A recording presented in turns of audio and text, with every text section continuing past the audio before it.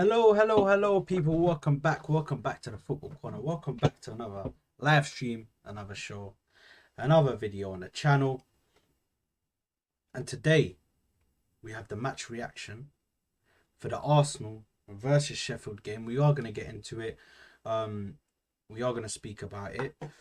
And yeah, I got a few Arsenal fans that are going to join me. Firstly, if you're new, make sure to like the video. Make sure to subscribe to the channel if you haven't already. And yeah, we're gonna get into this. Because there's a lot to discuss.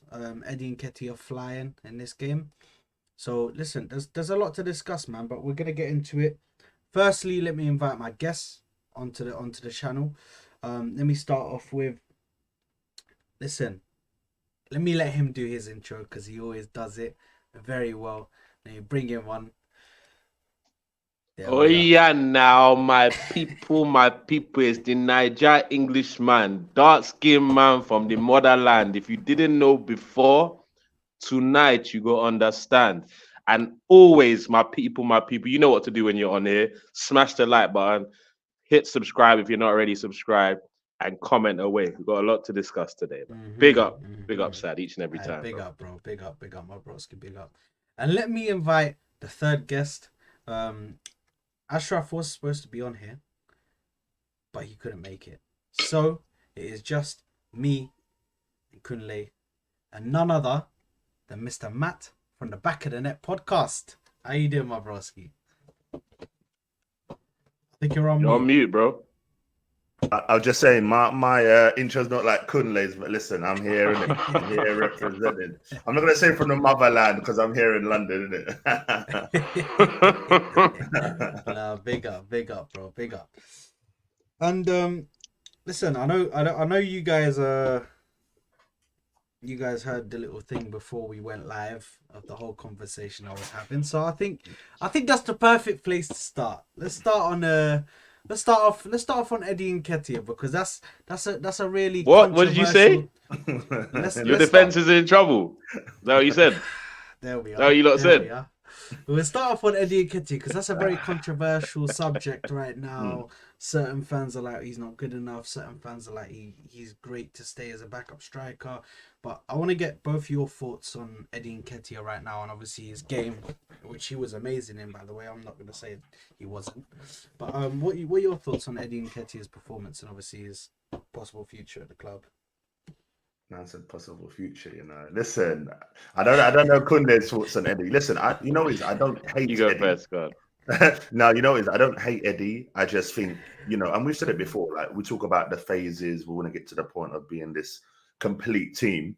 I just think we have to look to have someone that's going to score goals. And listen, is Sheffield United. I'm not going to get too gassed, man. They're probably the worst team. I thought Luton were going to be the worst Premier League team, but Sheffield United they're atrocious. So let's take it with a pinch of salt.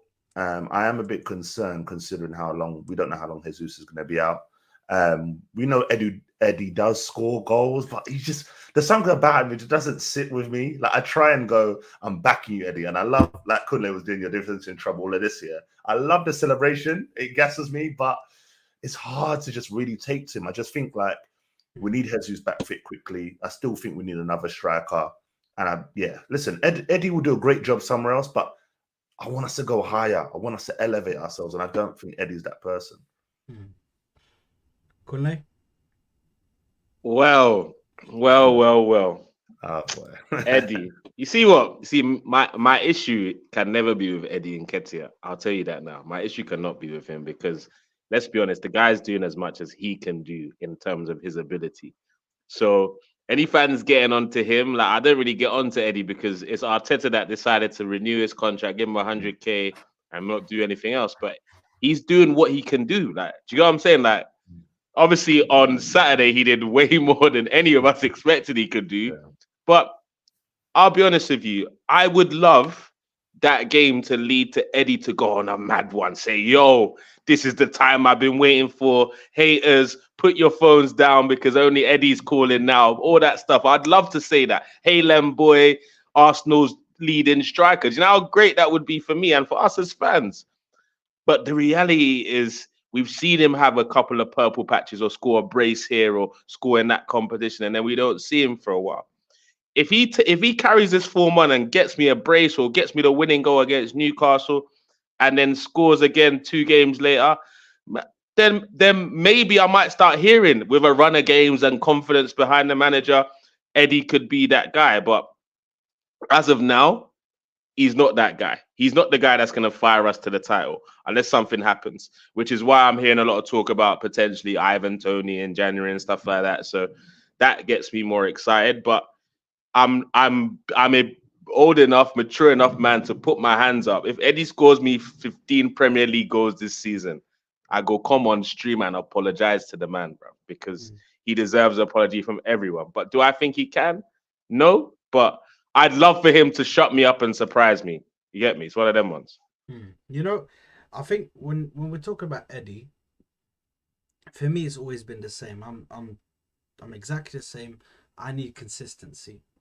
On Eddie on his day, when he's got his shooting boots on and he's playing well, yes, he's doing all the things you need. He's creating space for other players. He's able to take a shot up. We saw him in the Fulham game. We saw him in the Nottingham Forest game. We saw him in the game against Sheffield. It's all great. But when I'm seeing Eddie playing well, and then all of a sudden he goes blank, and then ends up having 2 games where he's not doing absolutely anything on the pitch, there's cause for concern there. I need him to be more consistent. And I've always said this. I see Eddie becoming a top striker at a smaller club. You know, at a smaller club, he'd look like a top striker. I genuinely see Eddie at Crystal Palace. If he goes to Crystal Palace, I think he's their answer to all of their questions, bro. Proper striker who come in there. Or a small club like Chelsea, hard. you do bits there, bro. Yeah, but I don't want to give him to the ops, you know. Let Fair, them suffer fair. in it. Let them suffer. But because he will actually improve them massively. I think. Brother, if he went there's to no one Chelsea, that can he'll tell improve me them he's not massively. going to go there and be the best finisher there, bro. No one can tell me that, Chelsea. I think he'd improve them massively. Hence why I would never give him to Chelsea. But I give him to Crystal Palace because I feel like at Crystal Palace he truly gather that experience of playing in the Premier League. Even for a lower side, he'd gather that experience, be able to lock down his runs. He needs sometimes you have players in clubs where they're in a big club and either they can handle the pressure, they can play well, put up numbers and all of that, and they can amaze and be there to do their thing. Then you have other players who just aren't up to the standards, just aren't up to that level of being at a massive club. Do you know what I mean? So for me, I use Alvarez as a good example. He was supposedly their backup. He's come in now and played, and bro, he does well in nearly every single game. You see him doing something dangerous in front of goal. So for me, I don't understand why we're still persisting with Eddie Nketiah when he's shown that he has no consistency. He's shown that he can't play consistently. He can't play consistently for a run of games. So I'm baffled as to why people are, because this is what Eddie Nketiah does. He scores 3 goals. He scores 2 goals. He just reels you back in. He's like, come on, man, just believe in me, and you believe in him, you're done. He lets you down again after he goes 3 or 4 games. Does And you know what, son? I hear that. You know, like I remember there was a point last season where he scored a couple goals around a few mixture games. I think around that West Ham game and all that stuff. I was like, do you know what? If Eddie can get me 10 Prem goals, boy, that I'm happy with him for that. I'm ecstatic with him for that. I thought he could do it, and then he goes back to being Eddie. And I remember at the City game that I was frustrated with him, but when I deep it, I'm not frustrated at him because our manager's had many opportunities to find a better option, and he's gone with Eddie. So for me, he believes in Eddie. So Arteta don't have no excuses if we can't challenge City with Eddie. Like we have to challenge for the title with Eddie because Arteta believes it's possible. So that's what I'm saying. But I personally can't see us winning a title with Eddie and Nketiah. So that, and it's for that reason you said whenever you actually drop your guard down and say you want to rely on him to do something for you in the game. You know them ones where I wasn't relying on Eddie to score on Saturday, but he's shocked, man. Not a little hat trick, a hat trick. I'm like, rah! I'm bigging him up, singing all the songs and stuff. But I don't want it to get to the point where I'm like, Nketiah needs to score today, you know. And then as soon as that happens, you know what's gonna happen. He's gonna pull off a stinker, and then you'll be effing and blinding at the screen. Exactly, bro. I completely agree, and I feel like it's just there's a lot of it splits the fan base. That player right there splits the fan base so much. And even MDL here, look, he says the exact same thing that we're saying. He says big up Sard, but on Eddie, for me, he can still be a part of the squad, but cannot be our direct backup if we want to win the league. And he said I would love Eddie to take this to the next game, but we know his limitations, Kunle. So 100%. We know his limitations, and the thing is, yeah, which I was just saying on a space before I actually got onto it, is if we get another striker, I guarantee you Eddie Nketiah is gone. He does not want to be a second or third striker. He just doesn't. Do you know what I mean? That's not him. He was on the brink of leaving, and then for some reason he was gifted this contract, and then promised more minutes. So now for him to leave, if another striker comes in, I'm sorry, but if let's say for instance we get Tony or Osimhen, I genuinely don't talk dirty talk like that, bro. Not on a Monday night. Don't talk dirty to me on a Monday. You see, I don't mind Osimhen coming to the club. Last time it got a bit techie, but I don't mind. I remember you were talking all sorts of nonsense before. I prefer Tony or this one. Tony's got Premier League experience and all that. You don't come to your senses. Good man. Listen, at the end of the day, it is where it is. But listen, if one of those strikers come in, if we're being completely honest, I don't see Eddie Nketiah getting any chance. Maybe a League Cup here and there, a League Cup fixture and that. That's a League Cup, bro. That's what I see. This even in the FA Cup, I think. But sad, this is what I'm saying though. Like, if we sign a new striker, none of us care about what Eddie thinks. Like, let's keep it a buck. Like, nobody cares. Oh, it's going to be dark on Eddie when another striker comes. He's barely going to have game times, brother. No, I guarantee none of the fan base is going to be caring about that unless whoever the striker is pulling up stinkers, which I don't think he will. Yeah, no, 100%. And you know, big up to Eddie because my man agrees though. Nah, you know what? The thing is, it's true with Eddie. I think like I already said I want a new striker. I think when Balogun was banging in France, I was like, yo, I want Balogun. It's that shiny new toy. Yeah, that's who I wanted. That's who I wanted. You know what I mean? And then when I saw it, I was like, Arteta don't fancy him. You could tell, innit? Arteta wasn't really liking the flow. But listen, he went. He's doing his thing. I think Eddie. You know what? Eddie's not bad. He's not bad. He'll do a job somewhere else. But listen, our level's going up, man. Go get us the Tony. We're not gonna get Tony Osimhen argument. Remember what happened last time, yeah. So, but listen, But listen, I just feel like, listen, a new striker will transform us, man. Like there's games where, like the Sheffield United one, all right, cool. We won how we won, but there's games like that where we should be scoring 4 or 5, and we don't. We do that narrow 1-0 or it's 2-0. We need to batter teams. That's what I want to say. I don't want to see playing Luton and that, and you're struggling until like the 30th minute. Nah, opening 5 minutes, give me a goal, keep going, pepper them. You know what I mean? And this is the type of things we need to do. And unfortunately, I don't think Eddie's gonna be part of that. But listen, big up to him. Scored a hat trick. Doesn't matter who you're playing, still a Premier League team. But yeah, I want better, man. All right, big up Cav in the building. Yeah, big up yourself, my broski. Exactly. Listen, right. Cav, if you're free, bro, let me know, man. You can jump in real quick if you want to, bro. Let me know. But I think obviously we need to move on quickly. Yeah. to another player that I want to speak about, yeah?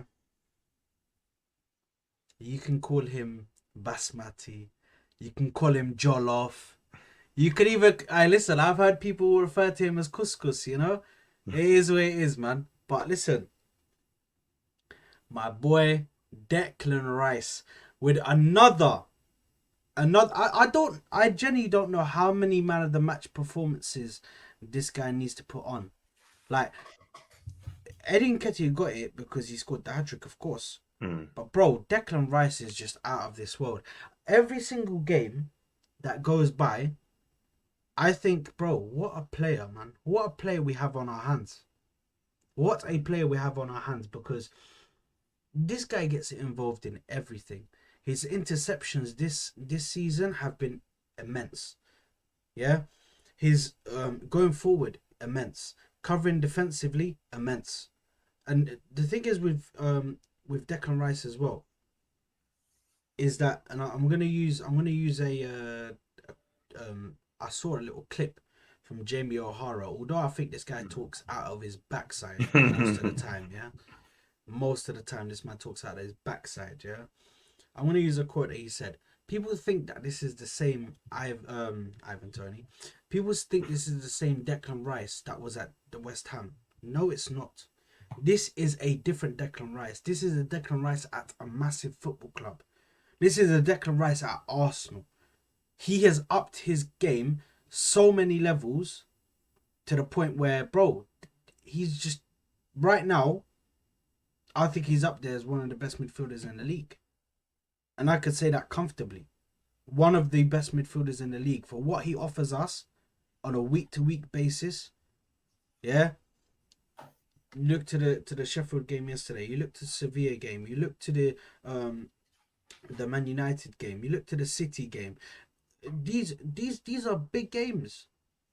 Even in the Chelsea game where everybody was dog shit, he was the only bright spark in the Arsenal team. The only one that I thought can actually, you know what? You can leave with your head held high because you ran your socks off. You didn't care that we were losing.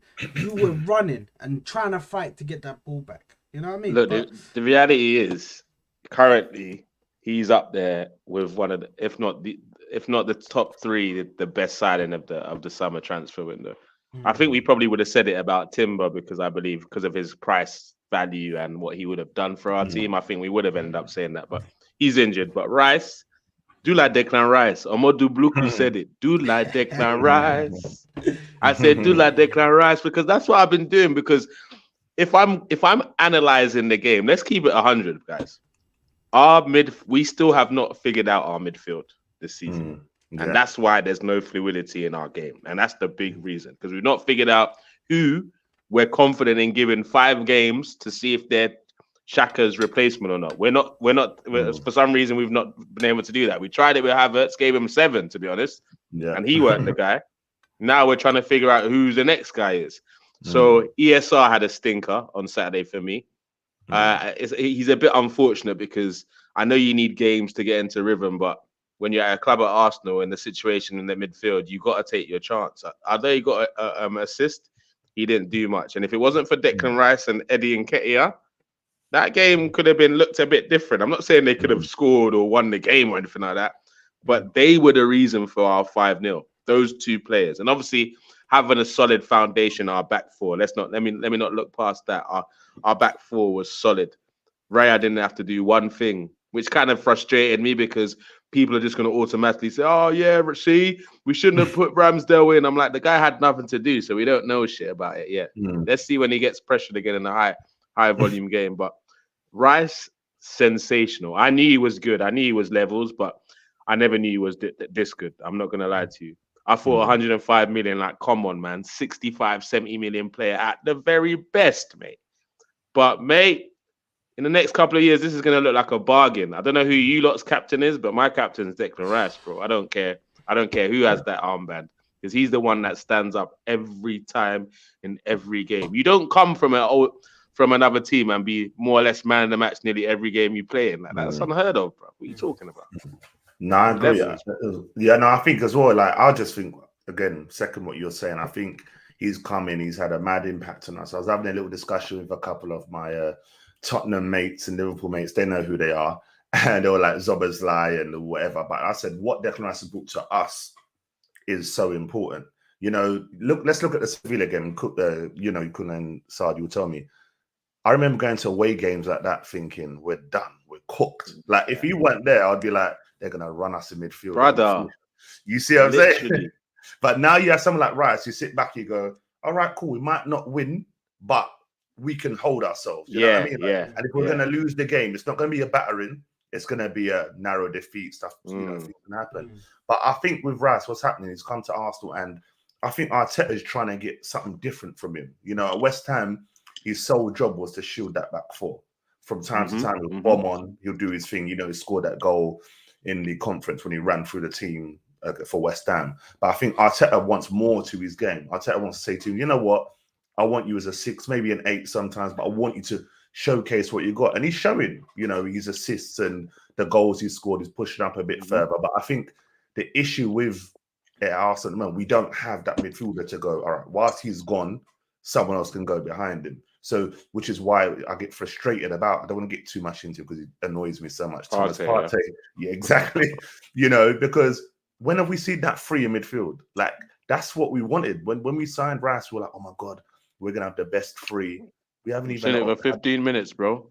You know what I'm saying? You know? So we haven't even had the opportunity to see it, and it's frustrating. So, but yeah, no, I think once we get another midfielder alongside that, I think we're going to see Rice go up another level. And again, Kunle, I agree with you where I don't think Odegaard's going to be the captain for a while. And people might think I'm mad when I say this. Not this season. I think next season I think we're gonna look to the whole Odegaard thing. I don't think he's that guy for us. I think they're gonna give the armband away. You know, I think we'll go to Rice. I hear you, but I just think when it comes to Arsenal, we're a classy type of club, so I can't see him losing it for this season or next season. But what I can see happening next season is Rice gets added to that captain leadership thing. The group, yeah. So there may be a year, not next year, but that following year, maybe it's like, oh, things might be different. But let's keep it 100. Odegaard's never been the shouting, get in your face type of man, captain anyway. His whole thing was, I'm a lead by example on the pitch. I'm a lead the press. I'm gonna get stuck in. But he's not been doing that. So I know there's going to be a lot more highlights on him right now. I still think he can become the guy he was last season, last 2 seasons. But I just think what's happening in our midfield is not helping him right now. When Havertz plays, I believe he tries to take up too many similar positions as he does in that midfield. And I don't think he's figured out who the other guy is. I don't know. We've had Vieira, ESR, Jorginho. We've had all sorts, man. It's been up and down for him. I'm not giving him the complete excuse because at the end of the day, he's still our captain and he's still there's some basic errors that he's making, like even defensively, like the way he got bullied off the ball at Sevilla the other day, bro. It was all mad, bro. Like minor stuff. So I still think getting dropped was good for him. I know he definitely didn't like it. I saw him on the sidelines, obviously cheering the goals and that, but he definitely didn't like being on the bench. I like that, and he's not likely to start. Are we playing on Tuesday or Wednesday? I think Wednesday. Wednesday. He's not likely to start on Wednesday because it actually depends. It's a Premier League team, so you never know. But that would be good for him to get some time just looking at the team from the sidelines. And I think that's helped Havertz. So, which is why when he comes on the pitch as a substitute, he looks quite effective. I like him at that role right now as a substitute.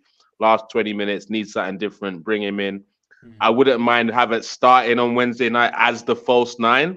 So we can see him for 90 minutes in that position because I believe he looks quite comfortable in that role. I think that's the role I look for Havertz in the Arsenal team. Not that I like him, not that I rate him, but I believe that's where he can do the most damage. Yeah, I agree. In a positive way. If you look at the games, even the games that, you know, I think Man City, what other game? Man City in the Community Shield. Community Shield. Yeah, was effective. You know what I mean? And if you watch him, the thing with Havertz, the thing is, the way he plays, he looks like he's got attitude of, I can't be bothered, very languid, but he's effective. And I think I just want to see him just, when he's got the ball, be a bit quicker with it. Just get it out your feet, bang, shoot. You know, we saw him do it at Chelsea in glimpses, and like people say, he's a moments player. So, you know, it's kind of like with him where there's going to be games in the Champions League where 0-0, Havertz gets the goal and we're like, Havertz, I love you, man. And then again in the league, same what you said about Eddie Saad. We're going to have games where we're back in, oh my God, yeah. And then, oh, cool, back to normal. And we're going to just have that. So, yeah, man, let's just see. But yeah, back to Rice, fantastic player. He will be the captain eventually. And you can see, even his press conference, the one after Lens when we lost, he came out and he went, it's a long season, we'll go again. And that's the type of attitude you want. You want someone that comes out, and he's not afraid. He's been doing it after a lot of games. So there's captain material right there, and that's what Mikel Arteta wants. Yeah, and listen, I think Declan Rice, for me, one of the best midfielders in the league at the moment, and it definitely been one of the best signings of the league. I know of the summer transfer window. And at the end of the day, there was always gonna be a kind of a sour point to the start of the season, or just like it was gonna be a slow start, because you're putting in a whole new midfielder into a midfield. It doesn't, you don't just put a midfielder into a midfield and then it just works like that. You know what I mean? It's very rare that happens. So yeah, the fact that he's already come in and he's already looking like one of the best midfielders that we have is amazing. But he's looking like the best midfielder we have right now, bro. Let's keep it a buck, bro. Not one of. Yeah. He is the best midfielder we have right now. Yeah. That in terms of form wise. Like on the top of his game, we'd be saying something different if Odegaard's at the top of his game, etc. But he's not. So right now, Rice is the best midfielder at the club, bro. No, on form. 100%. I think if we just move on to to another player that I want to speak about. David Raya started again. He didn't have much to do in that game. But what are your thoughts on David Raya continuously starting? They're just on and on and on. What's up with this guy, bro? Why is David Raya starting when he's making mistakes? What's going on, man? Is Arteta in love? Has this guy got Arteta's nudes or something? Nah, you know what it is when you're a goalkeeper. I think for both goalkeepers, either way, if we had Ramsdale in, he would be nervy as well. I just think Arteta's created a situation where whoever goes in is thinking, "Oh my God, one little mistake now, and I'm gone." And I think, you know, Ramsdale, all right, he might have looked a bit too comfortable last season, but you know, he was performing well. All right, he made them errors, but then now Raya's come in, and we expected a lot better. But every game he's making error. I don't know about you, lot, but when I saw that Sevilla cross going, and he punched it, and I watched it go, bruv, my heart stopped. I watched the ball. Yeah, like, I was Saliba in that video. I don't know if you lot seen Saliba's face. He's like, you know what I mean? It's just like, but you know, me, bro. It's just, I think with Raya, and you know, I never realized he's quite short as well, isn't it, David Raya? Yeah, he's quite short. I think he's 5'10". Yeah, about 5'10", 5'11". But I think they both give you different things. I think Ramsdale, for me, I think shot stepping level, they're on the same par. On a par. But I think with Raya, he's better at coming and claiming the ball and just taking the pressure off the defense. Because I see Ramsdale too many times flapping at crosses, you know, and I've said before, he just reminds me of Pickford in some, you know, like when he's in them away games, gets too passionate with the fans and gets drawn into it and stuff like that. And sometimes you need it, sometimes you don't, depending on who you're playing. So, yeah, I just think we've got two good goalkeepers at the moment. And really, if we want to go again, I say it again, upper level, we need to get a world-class goalkeeper. And I just don't think at the moment we have that. We just have two good goalkeepers who are going to battle for the number one. But come the summer, let's not forget, Raya's on loan. And obviously, if Ramsdale looks at it, he might go in the summer and be like, you know what? I don't want to be here no more. I'm not really guaranteed a starting place. I'm going to go. So that might be a position that we need to look at improving in the future. Listen, bro, I've been saying this for a minute, man. I've been saying this for a minute. I don't understand why if you want to create that hostile environment where it's just competition. Do you know what I mean? It's like being. I'll put it like this. It's like being in I don't know if you guys have ever worked in a job where it's commission based. when you work in a job that's commission based, Best type of let's job, face mate. it, it's a good job, but the people you work with can sometimes be cunts. Let's just put it how it is. They can be cunts because, bro, if you're not there to take that sale, bro, I'm taking that from you quick time. You know what I mean? Okay. It's eat or be eaten, bro. So at the end of the Yeah. day, that's how he's made this goalkeeping position. You have to be at top of your game consistently for you to keep this goalkeeping position. But now he's gone back on his word, and then he said, you know what? David Raya's not been good, but it's fine. I'm going to keep letting him make these mistakes. And when it costs us dearly, then I'm going to take him out. That's when he's going to take him out. I guarantee you, when it costs us dearly. But this is the thing, Sad. It's not even just him now because of these Arteta sexuals. They don't know how to separate. Like I'm Arteta into did he get it right or wrong? Like they don't have to separate those two things. So like because I'm Arteta in, that means everything he does, I'm gung ho, let's go. Like it's not that's not the reality of football. He makes mistakes. I'm Arteta in, don't get it twisted. But if he makes mistakes, I call him out just the same way as when he does things good, I praise him. Like, do you know what I'm saying? It works hand in hand. And I think the way like he put himself in a situation for me where he had to bring Ramsdale in this week. Not necessarily because I needed him to or because it's a change. Like for the whole non-negotiables to make sense, all that stuff, he had to. Like because he the what's the name? Raya's played. Was it 8 or 9 games for Arsenal now? Is it 9? And I 8 or it might 9. be. But I think it might be 8. in half of those games, he's made errors.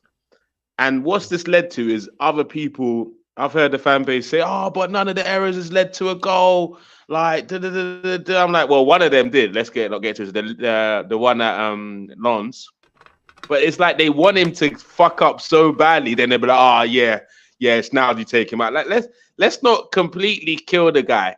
And I'm not saying I don't believe he's better than Raya. I'm not giving an opinion on that just yet because being at Brentford and being at Arsenal are two different things. So there's a lot to take in to being an Arsenal footballer. Do you get what I'm saying?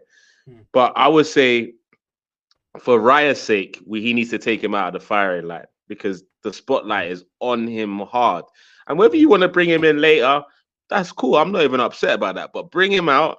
Let Aaron show that he's definitely going to be more confident. I believe this would make him rather than break him. I don't know if it's Arteta's scared that once he brings Ramsdale back, he's not going to be able to drop him. Like and Raya's his favorite. It looks like his star boy. You see that when they signed him, the little Spanish speaking with his granddad, all that stuff. Again, so I don't know, man. It's really a mad one, and I hope it's not one of the swords that kills Arteta. I said the sword that either raises Arteta to the next level. He's got 2 swords on him. Either Kai Havertz works and we're saying, oh, how did we miss it? He's a genius. Or he's horrible and he costs us the league. Or Raya coming in having 2 number 1 keepers at the club. That means we're overly protected now. I know no one was complaining when Ramsdale came in for the last 10 games and kept 8 clean sheets and Raya kept 5 before, or whatever the narrative would be. So I think I reckon the keeper situation and Havertz will either make or break Arteta as a manager, personally. No, 100%, 100%. And listen, just before I go on to the comments here, as soon as I saw Raya come in with the granddad and he started speaking Spanish and said, "Hola, ¿cómo You knew it was a estás?" wrap. I said, "Ramsdale, pack your bags now, bro. Because if you try to say "Hola, ¿cómo estás," this guy will twist his head at you, look you different, look you with hella side eye, bro. So please pack your bags now, bro. You're finished." I knew that straight away. But just going to the comments quickly. We got one here from Ozan. Big up Ozan in the building. He said, "Yo, Sado, Kunle, or even Matt, does Messi deserve to win the Ballon d'Or?" Now, that's a bit off topic, but does Messi deserve to win the Ballon d'Or over Haaland? I'm gonna let you guys go first because I want to hear what you guys have got to say first. Do you know what? I don't know about Kunle, but listen, for me, this Ballon d'Or, like even the ceremony's on now, and I just saw it pop up. I didn't even care.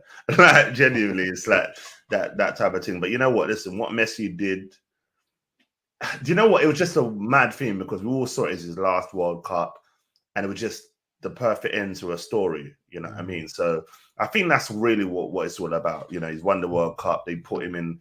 I don't want to disrespect. So I put him in. You know what? They put him in. Held up the World Cup, and that image, we all have it.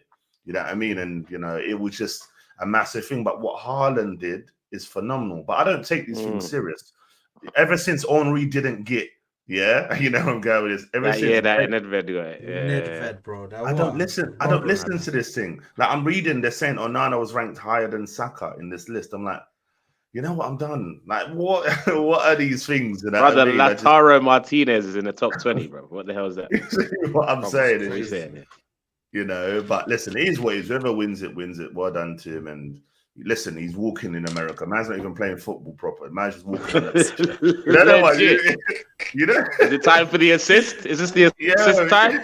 All right, cool. Looks like we want another Hollywood movie. Let me score last minute again. Ooh, literally, bro. The guy is having vibes. Is it all about you? Look at main character syndrome. Hey, he's doing a Messi in it at Inter Miami. You know what's the spotlight? Like for me, Haaland had an exceptional season, but let's keep it 100, everybody. Nobody in this world would have told me the year Messi wins the World Cup, anybody's taking that Ballon d'Or for him. Like, hey, are we all right? And look at, and it wasn't like he won it with a cold Argentina team. That team is dead, bro. Let's get take Messi out of that game. Argentina don't win a game in the World Cup, bro. Facts. They don't win a single match in the World Cup if Messi's not in that team. And they did it with Lautaro Martinez in there, bro. You couldn't hit Lautaro Martinez doing his best to prevent Messi from winning the freaking World Cup, missing chances up and down, and he still got it, scoring knockout goals, player of the tournament, like at a big 30, what is he, 35, 30? I don't even know what he is. He's old. Yeah. Like probably the oldest winner of the Golden Ball at the World Cup, I'm sure. I wouldn't be surprised if that wasn't another record by Messi. Like, come on, bro. Haaland, you get time. You're in your early 20s. Relax, man. You're good enough. You go get your own Ballon d'Or. Relax. But the fairy tale had to end properly. I'm sorry.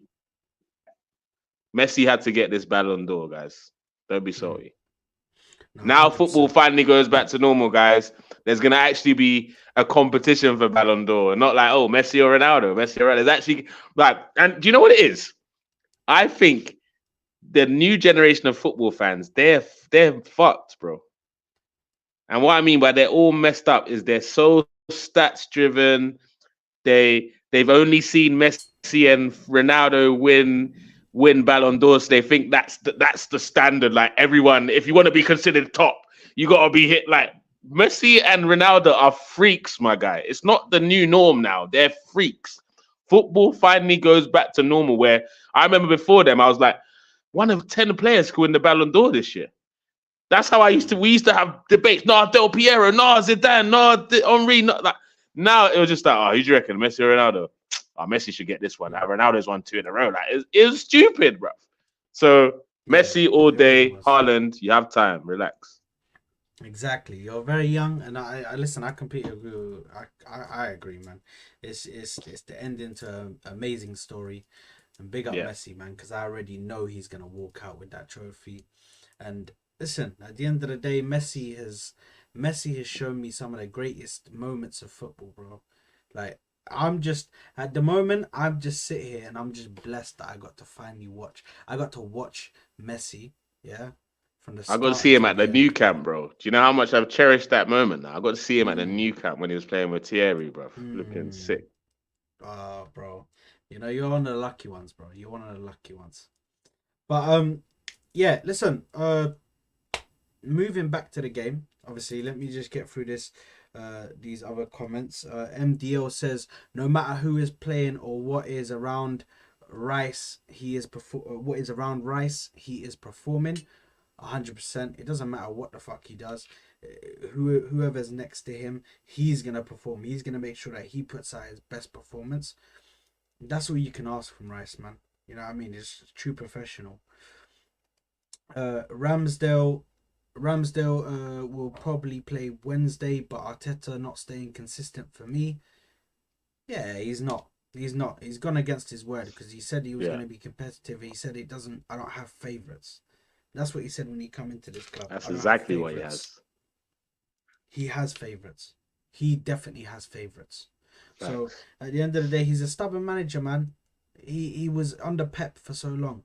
Pep is stubborn. Same with Arteta. These managers are stubborn. So if they make a decision, they in their head they think I have to be right. There is no I could be wrong. I have to be right. He said he's 6 foot. Ramsdale is 6'2". I think that was talking about Raya.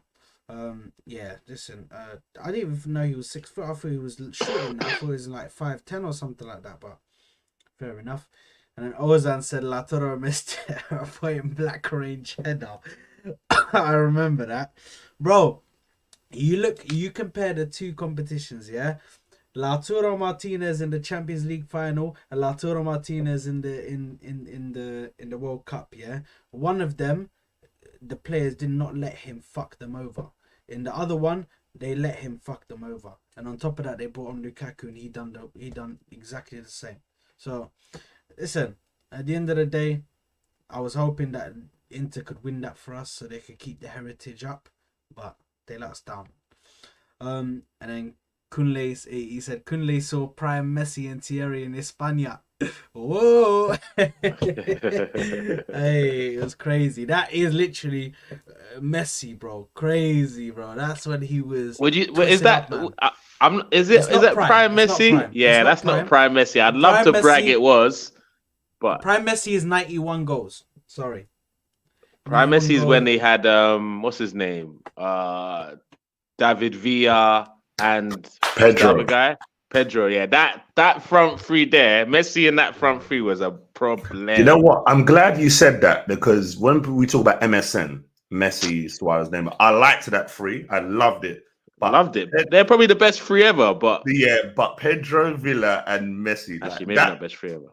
that three. I remember the Champions League final. They popped United Brother. off that pitch. Yeah, I was like, what? Like, unbelievable, Brother, them not were a different class, but this is what I'm saying. I can tell you've been watching football for time. Like these new school cats will just be like, MSN, MSN. Like, see what I'm saying? But let's keep like Barca under Enrique was trash. Yes. And listen to me when I say this, they were MSN, and that was it.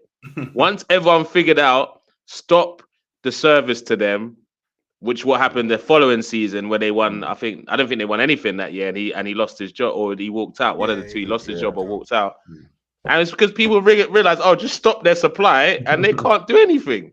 Then Neymar left, then Suarez, and all that sort of starts to happen. But it's the facts, bro. That's why I prayed that Enrique went to Chelsea so he could go and fuck them up too. But unfortunately, let Poch do is it doing instead. it. Yeah, Poch took that role. 100%. And I think getting back to the game. Let's get back to the game. Firstly, I just wanna get your final points on the game, but I'm gonna start off with saying one thing. My boy Tomiyasu scored. Hey, Tomiyasu is like literally becoming one of my favorite players at the club. If he can just stay fit, and that's the big if, bro. That's the big if. If he can stay fit, I feel like he is one of the top players at our club, man. Honestly, on that left side especially, bro. Brother, what do you mean? Bro, just put wherever you need him. This is when I fell in love with Tomiyasu. Pause. This is when I was fell in love with him as a player. His first interview with Arsenal.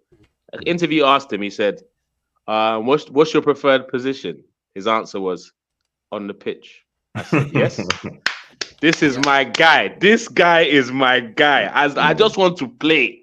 Just put me anywhere, boss. I go run for you. I go do it. I go run through brick walls, and that's what he does. And and if he was fit even last season when Saliba wasn't, he could have filled in better as a centre back than Holding, and it would have been different. But I don't know what it is. For some reason, He's moving mad, like how like feeble he is, man. The way they raise kids in Japan is militant. So I don't know how he managed to miss out on that, but boy, big up Tomiyasu every time, man. No, 100%, 100%.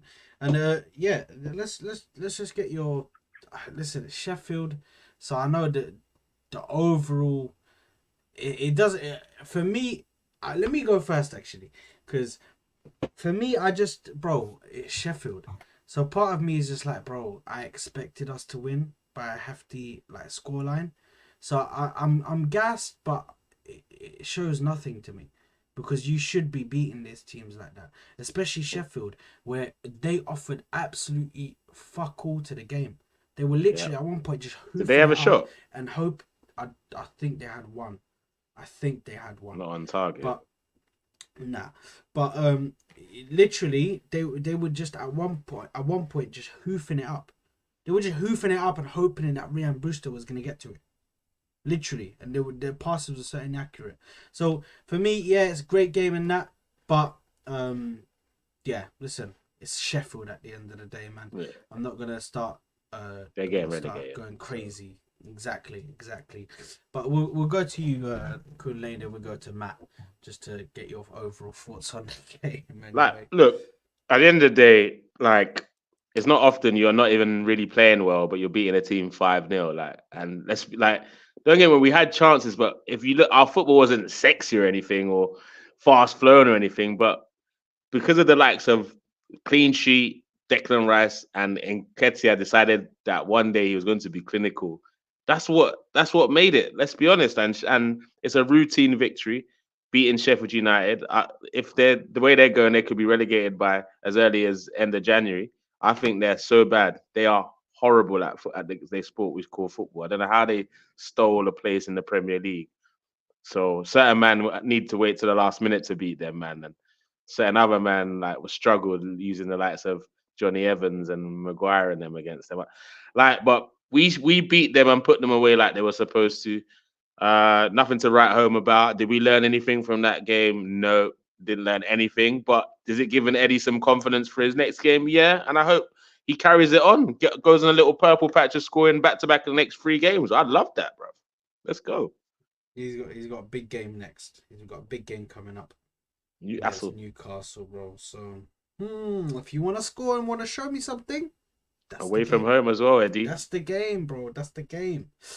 Matt, what are your overall thoughts on it, bro? Yeah, Sheffield United. I'm not really getting too.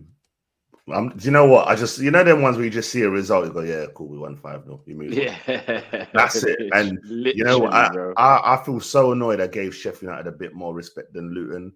They are atrocious. Like, at least Luton are putting a bit of like, they played Villa, they scored a goal, they did this. Like, Sheffield United, I'm looking at some of the players. Some of them players were there when they were getting dusted off in the Prem before. You know what I mean? So, no hope for them. And like Kunle said, listen, come Jan, they could honestly be confirmed to go. Like, they are, absolutely awful. But for us, 5-0 win, builds a bit of confidence. I think what I liked was Arteta actually rotating the squad. It was nice to see Kivior come in, who I think is a good player, and others. I do wish, though, Reece Nelson got a bit of a run out, because I think this whole Saka thing, I think we need to proper rest him, not just here we playing Sheffield United. You're gonna beat him. Like, let's be honest, we were never gonna lose to Sheffield United. So maybe start Vieira or whatever and stuff like that. But that's the only kind of thing I say. But other than that, no, please, we won. But listen, we go on to the next two. For me, I'm sorry to go a bit ahead. The West Ham game, it's a cup game. Anything can happen. I hear that. But I think if we go to St. James's Park and win, that suddenly I go, do you know what? Maybe, not even maybe, we're going to win the league. I said it already. But that just further confirms my belief that we'll do it. So, yeah. I think that we're in a serious place to win this league. Yeah. Now that we've beaten Man City, that's what fucked us last time. Because we didn't beat them fuckers. So, listen, all I'm saying is it could look good for us, man, this season. But anyway, that is the end of the stream. guys, lads, I want to thank you very much for coming through. Guys, I'll put their links down below, so make sure go check it out. Kunle is actually on a stream right Yeah, now. check me on Tunnel So- TV in 5 minutes, guys. 100%, 100%. Go check him out. Go check him out. We will put the link down below as well in the comments to that video, and make sure to go check him out. Slap a like over there. Kunle, we'll see you in the next one, broski. That's up. Yeah, and guys, listen, make sure you like the video, make sure you subscribe to the channel. Make sure to go over to Matt's channel as well, which I will put in the description as well, and then to subscribe to him and like his video. And just a quick one here before we go. Eddie has the whole world in front of him. Jesus out, 2 months till transfer window opens. Big league champs games, he either steps up and shows he belongs, or we go in Jan and get his replacement. Brian, I could not agree more. Yeah, I could not agree more. This is right now, Brian. This is the time. This is the time where he has to prove to us, I deserve to be here. I want to be here. You can depend on me when it comes to me playing. I will take my chance. Yeah, I will play in these big games because there's big games coming up, and Jesus is out. So show me what you can do. But yeah. Anyway, we'll see you on the next one, guys. Thank you very much for tuning in with us. Peace.